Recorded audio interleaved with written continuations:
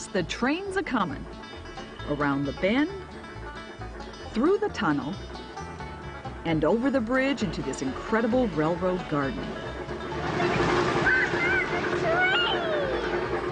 This magical backyard destination is a sight to see for young and old alike. That smokestack was smoking. Oh, it's earlier. Oh, we didn't get to see that earlier. The conductor and head engineer behind the scenes is none other than this jolly old fellow, Bud Lutz. Last spring I added the mountains over there. For the past 3 years, Bud has transformed his backyard into a miniature landscape. It's the ideal setting for his battery-powered, radio-controlled G-scale model train. During the growing season, the 6-car set, from engine to caboose, chugs along to the delight of hundreds of visitors. Well, I think it's wonderful. I think it's a thrill to have a gem like this right in the neighborhood.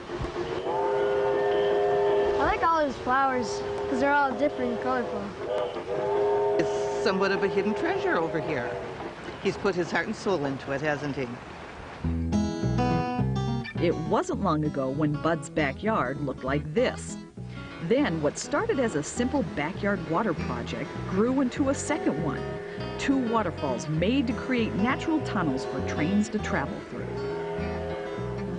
Because you want the train to go behind things also, so you don't want to see the train going on the entire layout, because then it makes everything look unrealistic. So you do want your train to disappear and come back in view, and that's part of the reason I built the waterfall. Plus, I do like waterfalls. Part of perfecting a train landscape comes in the selection of plants. Bud says it's all about scale. Plants that look the right size next to the train. A tall order to fill indeed. That's why Bud chose many dwarf conifers and tiny textured ground covers.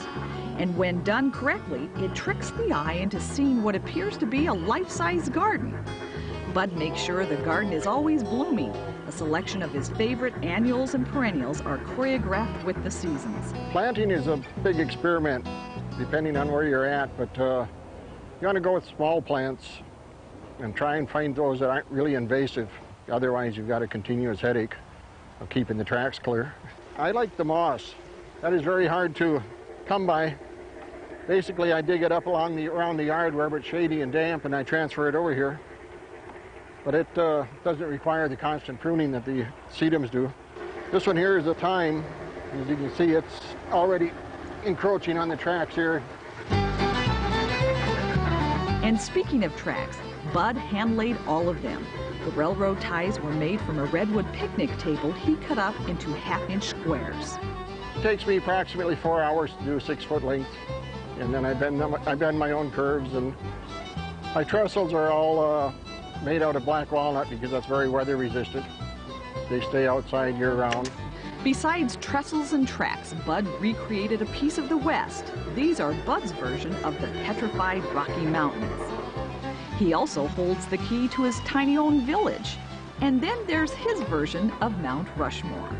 You guys haven't seen this one running before, have you? It's obvious that Bud's greatest pleasure comes from walking around his garden with others, especially daughter Mitzi and his little princess granddaughter Alexa. Oh, she loves to come to Grandpa's house and run around in the yard and just have a good time. Ooh, pretty flowers, huh? There we go. As Bud beams over his pride and joy with Alexa, he is reminded of his wife, whose inspiration helped plant the seed in this landscape. And even though his wife is no longer here, her spirit lives on. Oh, it's just a pleasure to share it with people. I mean, it's fun to see the smiles on the kids' faces, and even the bigger kids like myself, you know, we all enjoy the trains and the water, and it's just a fun thing to share.